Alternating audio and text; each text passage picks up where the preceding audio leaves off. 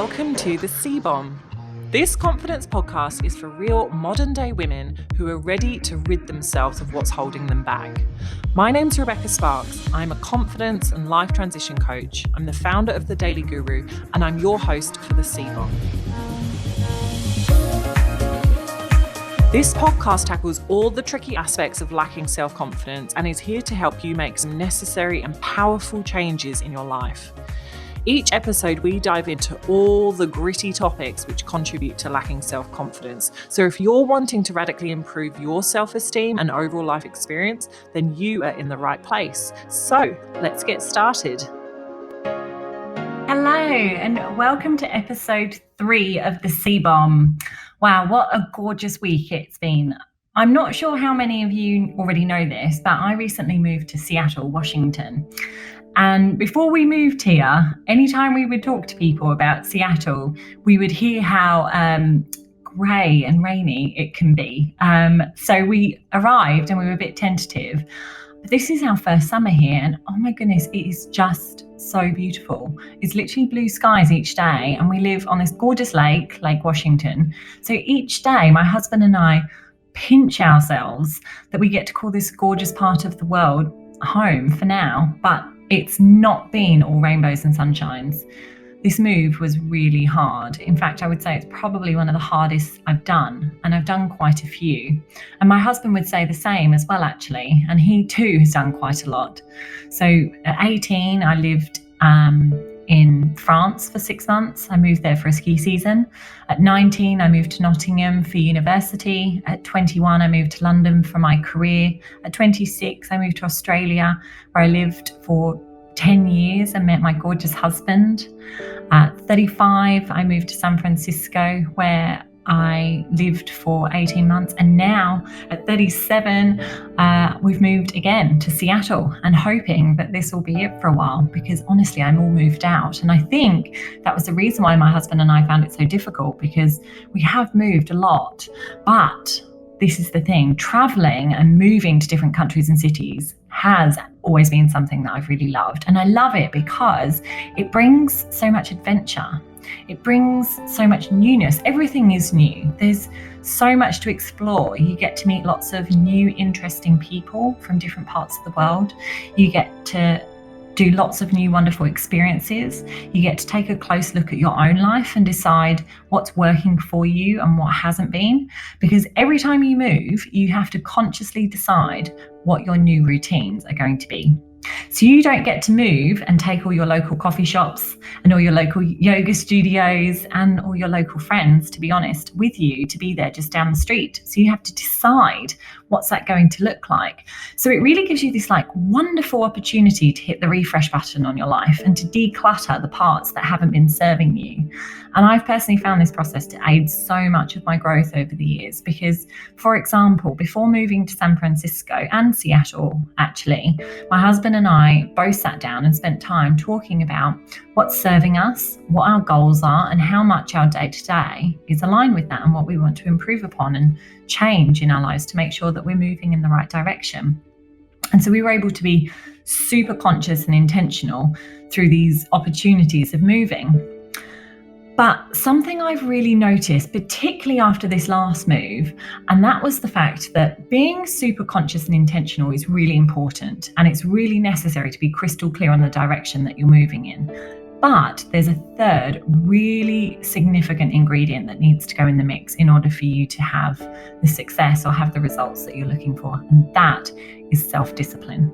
Discipline is what makes the difference between your ideas and dreams becoming a reality, becoming an action, because you can move somewhere new and decide, I want to change all these different parts of my life, or not even move, just be living where you are and decide you want to have a particular goal that you want to master. And if you aren't able to be disciplined to go up against what's uncomfortable and to create that change in your daily habits and in your identity, then you're not going to reach that goal. Or if you are, it's going to be a really, really difficult journey. So that is exactly what I want to talk to you about today on the Cbomb. How to become more self-disciplined, because self-discipline is the key to building self-trust. Self-trust is a core part of us having really consistent, authentic confidence. If we don't trust ourselves, then it is impossible for us to really feel confident in who we are and what we have to bring. And in order to trust ourselves, we must be disciplined. We must know that when we say we're going to do something, we will honor it, or if we recognize that it's not going to serve us, we need to be disciplined enough to know that we need to say no as well. This is a really, really important topic, which is why I'm super excited to talk to you about it today. So let's get stuck in. Discipline. The first thing I want to talk to you about with self-discipline is the concept that human beings follow through on who they believe they are. So I'm just going to say that again because it's a really important concept to understand with what I'm going to talk to you about. Human beings follow through on who they believe they are. If a client says to me, I really want to become fitter and healthier, but I also know that my family just aren't naturally fit and it doesn't come that easy for us. So I know I'm probably not going to be as fit as most people. I know that that client is going to stop with that goal already, straight off the starting line. And that's because we all act consistently with who we believe we are. And then we work to prove these beliefs to be true with our actions. So if we believe we are a certain way, our actions just go to prove that all the time at a subconscious level. So if you define yourself as someone who is, let's say, timid or withdrawn, you aren't going to be at social functions and be the loud and most entertaining person there, because that's not who you believe you are. And that doesn't mean that isn't how you could behave. And that doesn't mean that you couldn't thrive in that space. But at the moment, your identity tells you that that's not who you are. And also, if you do become that, it's not going to become natural to you and you're going to get embarrassed and experience pain. So we continue to follow these beliefs about who we are. So if you're someone who sees themselves as professional and serious, you're going to show up and present that version of yourself to the world, unless you ask yourself these following really important questions. When did you define yourself to be just that? When did you give yourself this label? How many years ago did you come up with what you could and couldn't do with your life? And how accurate is it in the here and now? I'm going to circle back to those questions shortly because I want to make this point. Most people, these standards and beliefs which they have are guiding their entire life, they came up with or were given to them as feedback from people that they cared about when they were children. And these labels have stuck and have become their guiding compass for who they are and how they should behave and what they're capable of and what they're good at and what they're not good at, what their strengths are and what their perceived limitations are. And for most people, these aren't true. They're out of date, they're inaccurate, they're keeping them stuck. It's keeping them playing small, and they're not living a fulfilling life or reaching their full potential. Now, Tony Robbins shares a really great metaphor which demonstrates this point beautifully. And he talks about the elephant in the circus. So there's this elephant in the circus, and it's a baby elephant. And when it first starts being trained, they take a big chain and they put the chain around the elephant's neck. And then they put a stake in the ground. So that elephant will pull and tug, but the chain's really heavy and the stake's really big. And this elephant's only little. So after a while of trying to get away or break away, it learns that it's not going to have that result, that the conditions are too strong for him and he's just not going to be able to break away. Then as the elephant gets older, the chain gets smaller, the stake in the ground gets smaller, but the elephant continues not to pull or not to believe that it can break away. And this is because the elephant has been conditioned. And I just want to say, I'm not condoning anything to do with elephants in circuses here. It's just a metaphor, but it's about the elephant being conditioned about what they can and can't do. And in exactly the same way, we get conditioned. It becomes part of our identity, and we believe that's just because of who we are, and there's nothing I can do about it. So I want to ask you to take a look at your life and find an area where you have a limitation or maybe a label that you've put on yourself. And I want you to ask yourself these following questions. So if you have a notepad and pen available nearby, grab it, or on your phone, make some notes So think of that situation in your life where you have a limitation. Maybe you've put a label on yourself that you are a certain way. And I want you to ask yourself, when did you decide to accept this limitation? When did you define yourself as just this? When did you give yourself this label? How many years ago did you come up with what you could and couldn't do with your life?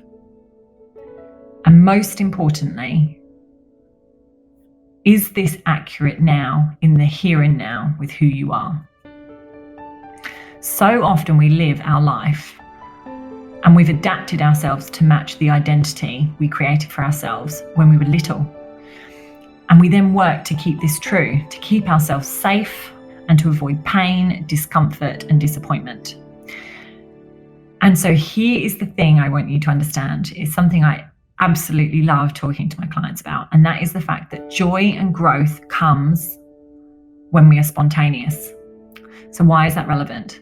Spontaneity is a really wonderful way to let your true nature have space to be expressed. Because when we are being spontaneous, we don't follow the usual process of assessing whether we're capable of doing something or not. We don't use our normal labels to define our actions. Instead, we're really in the moment and just being. And this means it gives us the opportunity to show up and really be who we are and to see what we're really capable of. So spontaneity is a wonderful tool to rid ourselves of our labels in the moment and then observe how we show up in our true nature, in the here and now, in the age we are now, instead of following these labels that were created for us when we were much younger and that are now completely out of date. It's really hard to be truly happy when you aren't being yourself. And yet most people have no idea who they really are because they're so busy following and honouring the labels that they were given or they gave themselves, and this gives them little to no room left for true self-expression or growth or exploration into who they are. So whatever people have their identity attached to, this is how we live. Who we believe we are is how we live. That's our standards. We live for who we believe we are, and these become the standards of our life. So in order to grow, we must raise our standards by inviting in variety and spontaneity to allow us to explore and access more of our true talents, and to then raise our standards and identity to factor in this new information. Because the more you invite spontaneity in, and the more you acknowledge yourself in your true nature, really expressing yourself and your talents in the here and now, the more your conscious mind will catch up and recognize that this is actually something you're capable of. So where can you invite spontaneity into your life? Where can you bring this in, some variety, some spontaneity, to start sampling this and seeing what's really there underneath the hood? So let's look at an example of this. If you look at your physical health, how you are in the here and now, the results you currently have aren't because of your goals. They aren't because of luck. They are because of your personal identity and standards and the choices you have made to ensure that you are living in alignment with those two elements. So your choices follow your personal identity and standards. So they are the key principles that are guiding your goals in any area of your life. Remember, the strongest force of human personality is the need to be consistent with who we are. So if there is an area of your life that you're wanting to change, this becomes the key to self-discipline. Our wants don't always get met in life, but we will always find a way to meet our true core needs, our standards, and live to our conditioned identity. So to help you better understand this concept, I'm going to share an example with you around finances. And this is from a client of mine that I worked with a number of years back. So I had this client who I worked with, and she had set herself some financial goals. But each year she never met it. So let me tell you a bit about what these goals were. So her goal was to save up for a deposit on her house. She was single. She worked in a really great job. She was earning around $150,000 a year plus package. This client had a small amount of uni debt remaining that she wanted to pay off. But other than that, she had really quite limited other financial commitments, which meant it was a really great time for her to be focused on savings. This client had around 20,000 in savings, but needed a 20% deposit. So there was quite a long way still to go for her to be able to purchase her first home. She had had this goal for 3 years before she became a client of mine and before she decided to reach out and get coaching support. Now, the issue wasn't the goal. The issue wasn't to do with my client's financial commitments. The issue wasn't to do with my client's ability to earn. She was earning more than enough to reach this goal. The issue wasn't to do with her knowledge on finances. She was very financially savvy. The issue was the goal conflicted with her identity. So having explored this area together, my client realized she really wanted to buy a house for herself, but deep down, she had this belief that it would prevent her from meeting a partner. My client was from a family where she was the very first person to go to uni, and all of her other siblings had stayed living in their hometown, all married by now, had children, and weren't that financially independent, which meant she felt like every decision she was making around her finances and financial independence was building a gap between her and her family. She had a belief that she was getting too big for her boots, and they were her words at that time, and it would prevent her from meeting the right guy and settling down, which she wanted more than anything. And she also thought it would prevent her from maintaining her relationships with her family, who she loved dearly. Her identity told her she was getting carried away and should tone things down because her success may create barriers between her and her family and her goals, her other goals. And all of this was keeping my client from meeting her financial goal because, as I've said, who we believe we are drives our behavior. And my client felt a bit like a fraud, someone who was wanting more than she should. And therefore, her actions were mirroring that, meaning each month my client found a reason why she wasn't able to save the money she had intended. Can you see how powerful this can be? I know it might sound overly simplistic, but it's honestly the truth of what holds us back. It's our view on who we are which guides our decisions and actions. So the key to our self-discipline is to ensure our goals and intentions are aligned with who we believe we are, our standards in life. And if there's a misalignment, it's about taking a look at this key area and asking yourself, does this standard or label I have given myself in this specific area of my life, does it serve me? When did I decide this about myself? And what if it wasn't true? What could be true instead? So I'm just going to take you through those questions again, because they were super important to ask yourself if this is something you're struggling with. And that is, does this label or standard I've given myself in this specific area still serve me? When did I decide this about myself?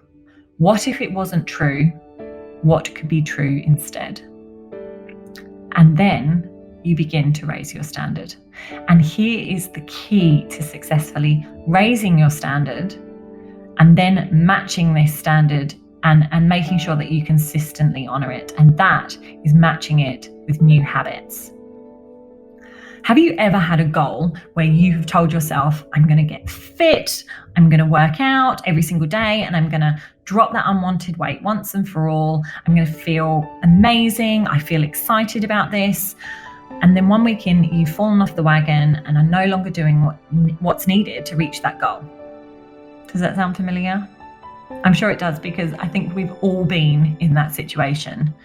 This is because you may have raised your standard, but you didn't align it with your daily habits to match that goal. And this is another part, a core part of discipline. We all have daily habits, some of which serve us and some of which don't. And so when we have a new goal, it's super important to break these down into bite-sized steps and decide how you're going to integrate them into your life. In work, we do this type of thing all the time. When we were given a new project, we go through a 7-step structured process to ensure we're setting ourselves up for success. And this ensures that we stay on track and are able to meet our milestones and meet all the expectations of everyone. So what does that look like? Well, firstly, we get clear on what the goal or desired outcome is. What does success look like for this new project you've just been given by your manager? Number 2, you then get clear on the timings. When is it due by? Are there any key milestones that you need to be mindful of? So we get crystal clear on the timings. We then find out, step 3, what are the additional resources that you have available for you to deliver this project? Do you get any additional support staff? Do you get any funding? Do you get any tools and training to support you with this? So what additional resources you have available to make sure you're being set up for success? Step 4, we then create a project plan of what needs to be done, when it needs to be done, and how much time is to be allocated for each task. Step 5, we look at our existing projects and tasks and we check to see that we can integrate this new project into our existing work. And if we can't, we start making some really important decisions about what needs to be moved, what timelines need to be shifted, and does anything need to be put on pause whilst you're now prioritizing this new project. And we communicate that to those affected parties. Step 6, we create any KPIs, key performance indicators, to track this, to help us measure our progress and ensure we keep on track. And step 7, we get started. Sounds familiar, right? This is a uniform process which most teams and organizations would follow to ensure they're setting themselves up for success and that they are aligning their daily habits and tasks with the new goal. Makes perfect sense. So now let's look at what most people do when they start a personal goal. And I'm going to stick with the fitness theme here because it's often one that most people can relate to. So what ordinarily happens when we have a personal goal, so we've raised our standards, we've decided this is super important, we often follow step 1 and step 2 beautifully. So we get clear on what the goal and desired outcome is. What does success look like? So that might be, I want to drop 4 kilos, I want to tone up on my stomach and my arms and overall, but they're the key areas that I want to work on. And step 2, I want to do this in 8 weeks. So that's the timeline. Amazing. Most people then jump straight to step 7. They dive straight in. Let's get started, meaning they miss the opportunity to align and create all the other new habits, which are going to set them up for success and ensure that they're able to really deliver on this goal. So now I'm going to walk you through this process of what that looks like if you're doing it using this disciplined approach, really aligning your habits. And this is a 7-step process which I have created into a planner for you. So if you really like this process I'm going to take you through, which I'm sure you're going to because it creates results. Ultimately, that's the most important part. This creates results. And if you like it, you can download your copy so you can use this with any goal or project or limitation that you're working through in your own life at any time. So it's available to download directly below this podcast. So let's see how differently we would go through this process if we were following the 7-step process. So step 1, we get clear on the goal or desired outcome. What does success look like? The only thing I would add here is just making sure you are crystal clear on what success looks like. How will it feel? What will it look like? What would you hear at that time? Use all those different senses to really amplify those feelings and make sure that you're super motivated to get started. Step 2, get clear on timings, when it's due by. Again, the only other thing I would add here is to make sure that these timings are realistic. Now, I'm all for a really good, aggressive timeline. Love it. But if it's actually unrealistic, you are setting yourself up for failure. So it's a fine line. Make sure that it's realistic. That's the most important thing.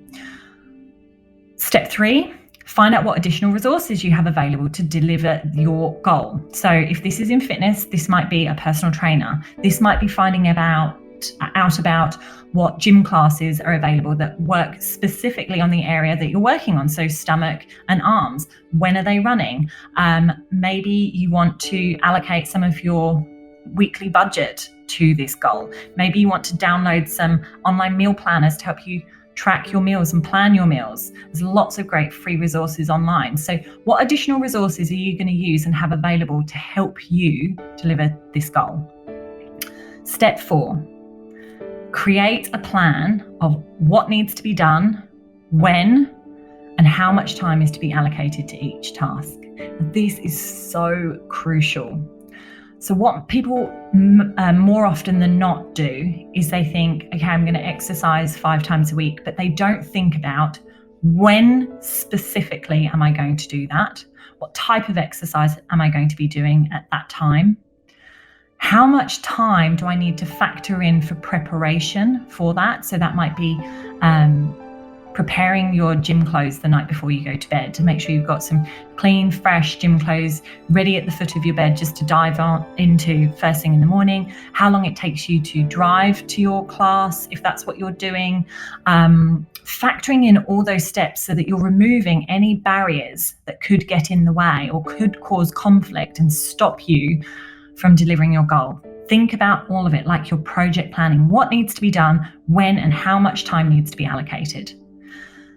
Step 5, think about existing projects, tasks, commitments that you have in your life that could conflict with this, and ask yourself, can you integrate both, or do any changes need to happen to ensure that you can be successful? And you need to get really honest about this, because just telling yourself in the moment that you can do it all is not setting yourself up for success if it's not true. So you need to get really realistic. We can have, I say this to my clients all the time, we can have everything we want, we just can't have it all at the same time. You need to choose what's a priority. So decide what's a priority, decide if anything needs to change or be moved, and then make that decision and that commitment. And this is all about building that self-discipline. Step 6, create your KPIs, your trackers. So what's success going to look like 1 week in, 2 weeks in, 3 weeks in? These are going to be your milestones to make sure A, you're keeping on track, and B, you can celebrate your success, celebrate your wins along the way, which is going to give you momentum. And it will help your internal consciousness recognize that you are becoming disciplined. Every time that you have a milestone that you've set and you complete, and then you celebrate that, your inner critic realizes, actually, this is something that you're really good at and you're getting much stronger at, and it becomes part of your identity, that this is someone who is disciplined and that can be trustworthy, and that adds to your self-confidence. And then you get started. And this works for any area of your life, whether it's finance goals, starting a side hustle, starting a new business, improving nutrition, working on building mindfulness, you name it. Anything you wish to change or improve upon in your life, this process will help you integrate it with ease and consistency. Now, the thing that I often get asked when I talk to people about this is the fact that it takes up time. They say, oh, but it just sounds really long and it's going to take a lot of time. Now, the thing is, the time's going to pass anyway. And what takes up more time is starting goals, not achieving them, falling off and starting again. So actually that preparation time at the very beginning is key to you actually saving time later. So that's the 7-step process. As I've mentioned, I've created this into a worksheet for you so you can use it at any time with any goal that you're working on. It's such a fantastic process. It gives you true results. So I highly recommend you download it just below. And if you have any questions about the process, please email me at rebecca@thedailyguru.com. And if you would like to explore this further, you could also schedule a free discovery call, which the link will be available below, and we can explore this goal with you in much more detail. Thank you so much for joining me, and I look forward to seeing you on the next episode.